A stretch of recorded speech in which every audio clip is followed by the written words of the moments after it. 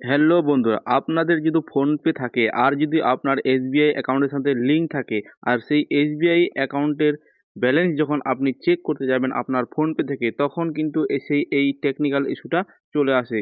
তো এই technical issue কী জন্য আসে আমি তোমাদেরকে বলে দেবো। তো আমি আমার যখন ফোনপেতে গেলাম, যাওয়ার পর এই যে অপশনটা দেখতে পাচ্ছেন চেক ব্যালেন্স, তো এখানে ক্লিক করলাম। ক্লিক করার পর আমার এসবিআই লিঙ্কের সঙ্গে লিঙ্ক আছে, তো আমি এসবিআই এর উপর ক্লিক করলাম। ক্লিক করার পর আপনাকেও সেই পিনটা এন্টার করতে হবে। তো আমি সেই পিনটা এন্টার করে দিলাম। ঠিক এন্টার করার পর কিছুক্ষণ প্রসেসিং হলো। প্রসেসিং হওয়ার পর আমাকে এখানে এরকম দেখাচ্ছে। তো আমাকে কিন্তু এখানে ব্যালেন্স দেখাচ্ছে না। তো ব্যালেন্স কিভাবে দেখাবে আমি অন্য উপায়ে তোমাদেরকে বলে দেবো। তার আগে বলে দিই, এরকম যদি আপনার হয়ে থাকে তাহলে আপনাকে কোনো চিন্তা করতে হবে না। কারণ এসবিআই এর সার্ভার ডাউন থাকার কারণে এরকম সমস্যা হয়ে থাকে। তো যখন সেই সার্ভারটা ঠিক হয়ে যাবে আপনারও সমস্যা ঠিক হয়ে যাবে।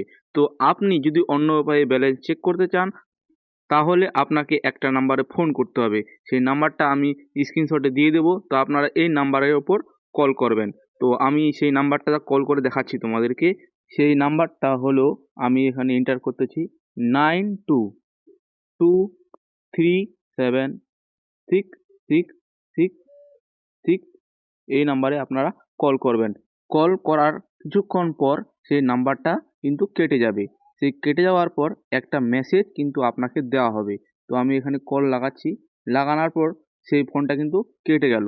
কেটে যাওয়ার পরে এখানে উপরে দেখতে পাচ্ছেন একটা মেসেজ কিন্তু আমাকে দিয়ে দিয়েছে। এভাবে কিন্তু আপনি আপনার এসবিআই অ্যাকাউন্ট থেকে ব্যালেন্স চেক করতে পারবেন। আশা করি আপনারা বুঝতে পেরেছেন। বুঝতে পারলে অবশ্যই ভিডিওটাতে একটা লাইক করে দেবেন।